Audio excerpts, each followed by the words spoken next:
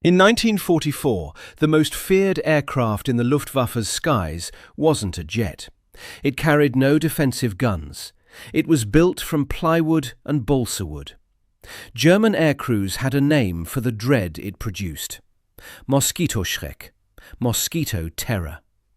And of all the Me-262 jet kill claims filed against it, RAF records show exactly 3 that coincide with confirmed mosquito losses. 3. That 1-2 punch is the whole case. A wooden, unarmed British bomber humiliated the most technologically ambitious air force in history. And the jets that were supposed to make Piston aircraft obsolete couldn't reliably catch one. Germany chased the future and lost the war it was fighting. Britain flew a carpenter's nightmare into Berlin and disrupted Nazi propaganda broadcasts. The verdict has always been in the records. It just hasn't been argued properly. Until now. This is the prosecutorial case, exhibit by exhibit, for the aircraft that won by doing the work while Germany's wonder weapons were still on the drawing board. Exhibit A, the de Havilland Mosquito. Geoffrey de Havilland walked into the Air Ministry in 1938 with a proposal that the RAF's procurement officials found somewhere between eccentric and insulting. He wanted to build a bomber from wood, primarily plywood and balsa sandwich construction, powered by 2 Rolls-Royce Merlin engines, carrying no defensive guns whatsoever. The Air Ministry wasn't interested. De Havilland pressed forward anyway. His logic was unassailable. If the aircraft flew fast enough, it didn't need guns. Fitting turrets and armour meant drag and weight, which meant slower airspeed, which meant vulnerability. Remove all of it, and you have an aircraft that simply outruns anything sent to kill it. The lightweight Mosquito flew at over 400 miles per hour. That was the argument. Speed was the defence. By 1941, the RAF had it in service. By 1942, numbers 105 and 139 squadrons were flying it on low-level daylight raids deep into occupied Europe, the kind of missions that had destroyed Blenheim crews at terrifying rates. The early Mosquito daylight phase was brutal. From the end of May 1942 to April 1943, those 2 squadrons flew 139 combat operations and lost 51 aircrew. In percentage terms, the losses exceeded even the lethal Blenheim era. Nobody is sanitizing that. The Mosquito didn't start out with the lowest loss rate in Bomber Command. It earned it. The transformation came partly through tactics, abandoning suicidal low-level daylight work for high-altitude precision and night operations, and partly through technology. On the night of the 20th and 21st of December 1942, a small force of 6 oboe-equipped Mosquitoes flew to a power station at Luftwaffe, Germany. It was the first experimental combat use of the oboe system, a ground-based radio navigation aid that guided bombers to their targets with a precision that didn't require the crew to see anything below them. Then, on the 31st of December into the 1st of January 1943, Number 109 Squadron pioneered oboe target marking for Pathfinder Force, guiding 8 Lancasters against Düsseldorf. The Mosquito wasn't just a fast aircraft anymore. It was the eyes of Bomber Command. But the moment that captures everything, the single 10 seconds that defines what the Mosquito actually was, happened on January 30th, 1943. That date was the 10th anniversary of Hitler's appointment as Chancellor. Hermann Göring was at Berlin's main broadcasting station, about to deliver a speech to the German nation.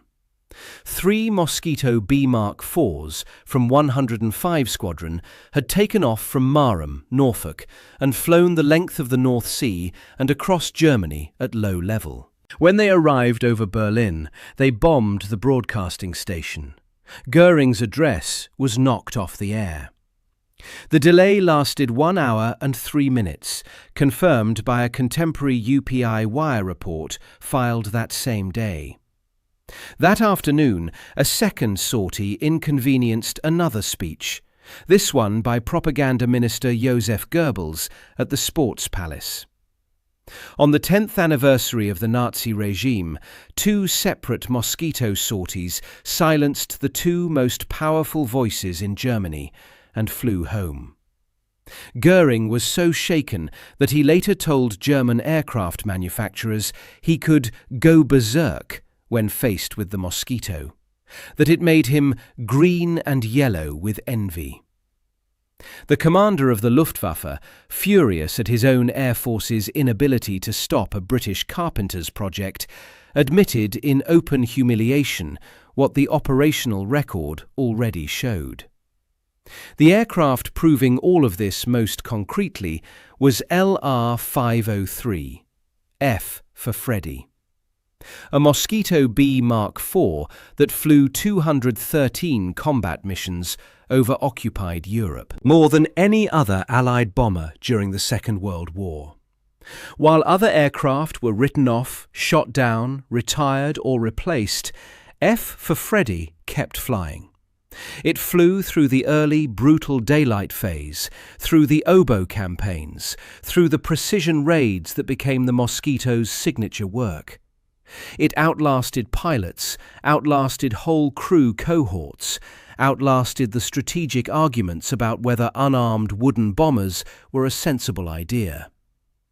The tragedy of LR-503 is that it survived everything the Luftwaffe threw at it, and then, on May 10, 1945, one day after VE Day, crashed at Calgary Airport during a low-level victory pass. The port wing struck the control tower poles. Both crew members were killed. The aircraft that had beaten the war died celebrating its end. Now, the expert pushback, and it's legitimate. The Mosquito wasn't the best bomber in absolute tonnage terms. The Avro Lancaster was a heavy strategic bomber with a massive payload of bombs. The Mosquito's standard load was substantially less. The 4,000-pound Cookie was its maximum single weapon, and that was exceptional. Lancaster crews in Bomber Command were delivering far more explosive weight per aircraft per mission.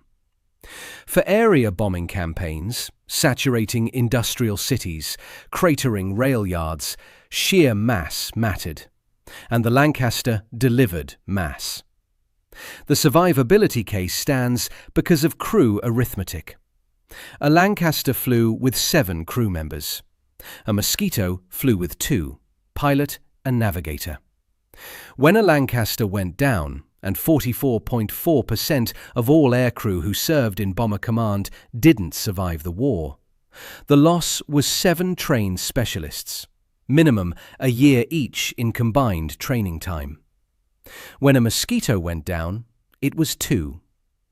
Despite an initially high loss rate during its early daylight phase, the Mosquito bomber variants ended the war with the lowest losses of any aircraft in RAF Bomber Command service. Lower than the Lancaster, lower than the Halifax, lower than any heavy type flying into Germany. The combination of low loss rate plus 2-man crew meant that over the full arc of the war, the Mosquito was the most efficient instrument Bomber Command had. Survivability, precision, and crew efficiency, the Mosquito wins all 3. Bomb tonnage per single sortie, the Lancaster wins. Both things are true. Now to the myth this case is dismantling.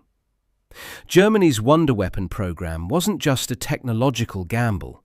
It was a resource catastrophe dressed up as innovation. The Messerschmitt 262 was a genuinely revolutionary aircraft, faster than anything the Allies had, powered by twin turbojets, and aeronautically unlike anything the world had seen. On paper, the jet age had arrived, and piston aircraft were obsolete. Then Hitler intervened. He ordered the Me-262, developed primarily as a fast bomber, the Blitzbomber concept, rather than as an interceptor. The directive stalled production conversions, delayed deployment of the fighter variant, and consumed engineering capacity at the moment when Germany most needed operational aircraft in the air. By the time the Me-262 was flying combat missions in meaningful numbers, the Reich's industrial base was being systematically destroyed, and its fuel supply was being strangled from the air and the ground. The aircraft that was supposed to change the war arrived too late, in too few numbers, with too little fuel to fly it properly.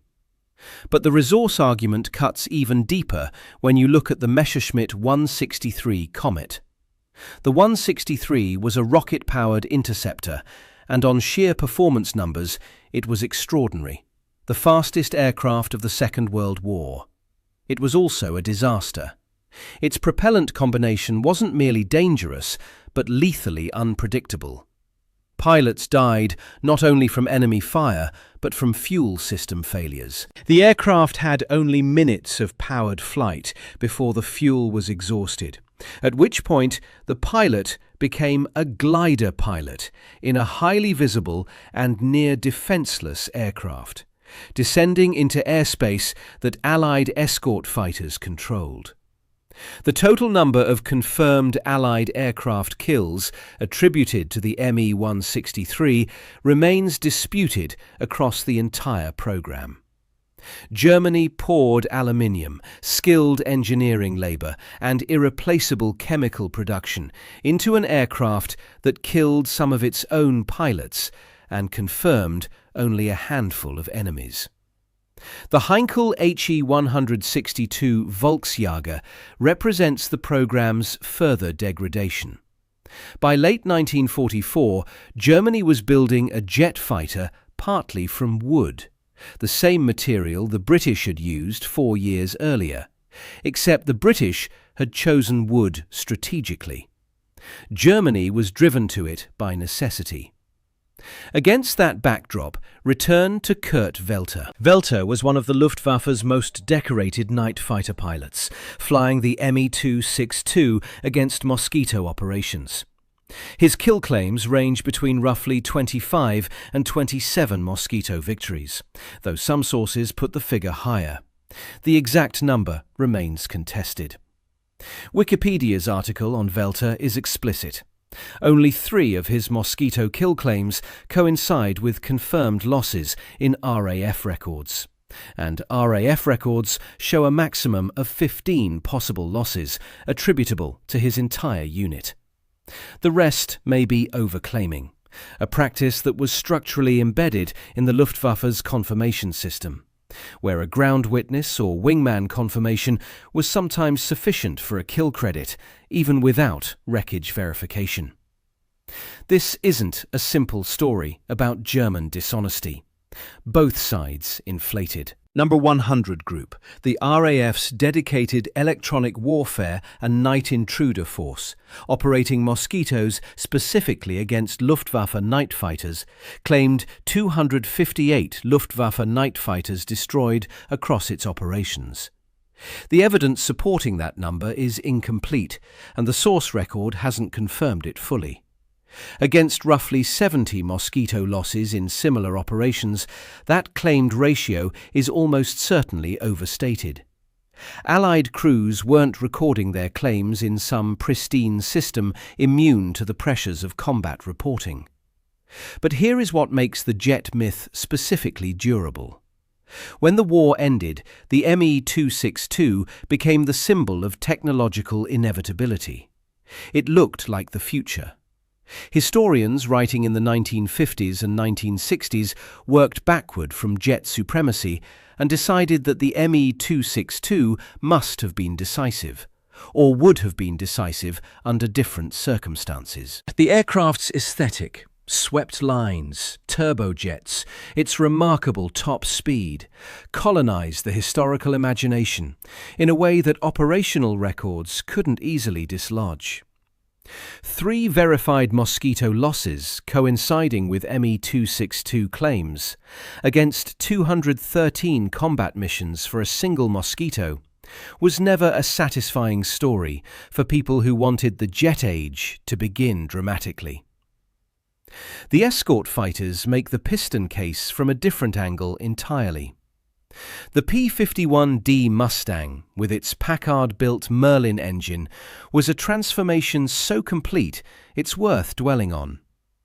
The earlier P-51A, with its Allison engine, was adequate at low altitude and genuinely mediocre above 15,000 feet. Fit the Merlin, and the aircraft becomes something different, a high-altitude, long-range fighter, with a performance ceiling and a power-to-weight relationship that made it effective across the entire envelope where escort work happened. With drop tanks fitted, the P-51D had the range to accompany B-17 flying fortresses on deep penetration missions from bases in England. The research record for this production does not carry a confirmed specific range figure to a confirmed specific city, and stating unverified specifics as fact is exactly what separates this from the AI-generated content it's competing against. What's documented and confirmed is the operational reality. Before long-range escort was available, 8th Air Force heavy bomber loss rates on deep penetration missions were severe enough that commanders seriously doubted whether the strategic bombing campaign could continue. The P-51D's arrival as a long-range escort changed the fundamental calculus of the air war over Germany. The B-17s could now fight through to targets that had previously been beyond sustainable escort range, and the Luftwaffe interceptors that had savaged unescorted formations were suddenly fighting for their lives against an aircraft that could catch them, outclimb them at altitude, and outmaneuver them at the top of their zoom climbs. The P-47 Thunderbolt had a different story. A large, heavy fighter with a radial engine that could absorb remarkable punishment, the Thunderbolt started the European escort campaign with a fundamental problem. It didn't carry enough fuel to go deep into Germany. The solution was drop tanks, external fuel tanks that the aircraft jettisoned once combat began. With progressively larger drop tanks fitted, the P-47's useful range expanded significantly, enabling escort coverage for raids into Western Germany that had previously been beyond its reach. The specific claim that P-47s with drop tanks covered missions to Emden needs a note of honesty here. The research record available for this production doesn't verify a specific Emden mission with the required precision to put a date and fighter group on screen, and stating unverified specifics as fact is exactly what separates this from the AI-generated content it's competing against. What's documented and confirmed is the operational reality. The drop tank program transformed the P-47 from a short-range escort into a genuine deep penetration asset, and the aircraft's ruggedness made it exceptional in the ground attack role it transitioned into as the P-51D took over primary escort duties. Both aircraft demonstrated something the ME-262 program couldn't match: evolutionary refinement of a design that worked, built in numbers, fueled consistently, and flown by pilots with enough training hours to use their aircraft's capabilities. Quantity built on a reliable design is its own kind of wonder weapon. There are human stakes in this record that deserve to be named, not abstracted. On March 21, 1945, Mosquitoes flew Operation Carthage, the attack on the Gestapo headquarters at Shell House in Copenhagen, Denmark. The force struck in low-level attack against a building in the centre of a major city, targeting the Gestapo files and personnel responsible for the torture and detention of Danish resistance members. The attack hit the target. It also, through a tragic sequence of errors, hit a Danish school after a mosquito crashed into its building during the approach, and following aircraft mistook the smoke and fire for the target. Civilians, including children, were killed. It's one of the most painful incidents in the Mosquito's operational history, and it happened because precision in a city has limits that no navigation system fully resolves, and because the margin between a successful strike and a catastrophe in low-level urban attack is measured in seconds and degrees of heading. No account of the Mosquito's operational record is complete without Copenhagen. The aircraft was extraordinary. The crews were extraordinarily skilled and brave. And on that day in March 1945, the gap between precision capability and perfect precision killed civilians. That's what honest reporting looks like. The closing argument doesn't stop at 1945. The Piston supremacy case extends into the Korean War, which is where the verdict becomes genuinely irrefutable. In the opening days of the conflict, after North Korean forces crossed the 38th parallel in June 1950, the F-82 twin Mustang scored the first aerial kills of the Korean War. The twin Mustang was literally two P-51 fuselages joined by a common wing center section, developed as a very long-range escort fighter for Pacific operations. Its first combat kills in Korea were against North Korean aircraft. A Piston aircraft, derivative of the P-51, opened the Korean Air War. Then there is a Royal Navy pilot flying a Hawker Sea Fury over Korea in 1952. The Sea Fury was Britain's last and most refined piston-engine carrier fighter, designed too late for significant World War II service, but fully operational when Korea began. On that mission, the flight engaged a group of MiG-15 jet fighters and achieved a confirmed kill. A Piston aircraft, flying at the outer edge of its technological generation, shot down one of the Soviet Union's frontline jet fighters. The MiG-15 was the aircraft that made F-86 Sabre pilots work for every engagement. It fell to a propeller-driven aircraft. The F-7F Tiger Cat flew with United States Marine Corps squadrons in Korea. Another Piston design, another aircraft operating in a conflict defined by jet power, still taking the fight to the enemy because the reliability, the training base, and the numbers were there. What the Korean evidence proves is that Germany's wonder weapon logic was wrong at the root. The assumption was that revolutionary technology, faster, higher, more dramatic, automatically defeats refined, perfected, operationally supported conventional technology. The assumption was false in 1944, when a wooden bomber evaded the jets sent to kill it. It was still false in 1952, when a Royal Navy pilot in a propeller-driven aircraft killed a MiG. Germany's jets were real achievements. The Me-262's engineering was genuinely remarkable, and the pilots who flew it in those final desperate months of the war showed extraordinary skill under impossible conditions. The wonder weapon mythology does them a disservice. It inflates the strategic significance of aircraft that flew too few sorties, in too little fuel, with too many mechanical failures, against an Allied air campaign that had already broken the Luftwaffe's back. The jet program didn't save Germany. It consumed resources that might have extended the conventional air defense long enough to matter. Meanwhile, 3 Mosquitoes from 105 Squadron flew from Marham to Berlin on the 10th anniversary of the Nazi regime, knocked Hermann Goering off the air for an hour and 3 minutes, and flew home for lunch. LR-503 flew 213 missions and died on a victory pass. George Parry outran the Bf-109s, and the Luftwaffe coined a word for what a wooden, unarmed British bomber made them feel: Moskitoschreck. The wonder weapons were the dead end.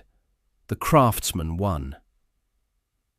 If you want more military history argued with primary sources and no synthetic imagery, subscribe. Every script here is built on archival records, named pilots, and verified dates. The kind of detail that the comment sections deserve.